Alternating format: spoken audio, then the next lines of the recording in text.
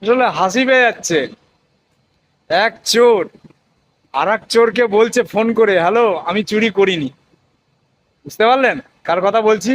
সে মোটকু, আমাদের কুণাল চোর যে পিজন ভ্যান চাপড়ে বলেছিল একজন 3.5 বছর আর একজন বোধহয় 3 বছর 3 মাস, দুজনাই জামিনে আছে। তো এক চোর এক চোরকে বলছে, হ্যালো কুণাল আমি চুরি করিনি। আচ্ছা আপনি কোনোদিন শুনেছেন পাগলে বলে হ্যাঁ আমি পাগল, বা চোর বলে হ্যাঁ আমি চোর? কোনোদিন শুনেছেন? না শোনেননি। তো এই পার্থ চোর, সে বেটা কুণাল চোরকে বলছে আমি চুরি করিনি, তুই কত করেছিলি, আমি অত করিনি, ওর পিতার কাছে যে টাকা পাওয়া গেছে ওগুলো কি। এইসব নিয়ে প্রশ্ন তো কুণাল করেছে কিনা জানি না, ঠিক আছে। তো বাংলার মানুষ তো দেখেছে।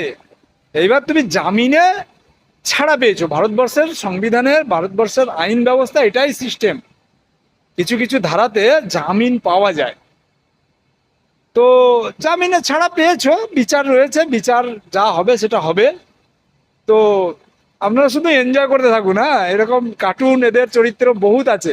নারে যে যে দলের নেত্রীকে নিয়ে এত ট্রোল হয়, এত হাসাহাসি হয়, হাম্বা হাম্বা রাম্বা রাম্বা থেকে অনেক কিছু শুরু করে, হ্যাঁ, তো সেই দলেতে এই ধরনের দু চারটা কার্টুন অবশ্যই থাকবে।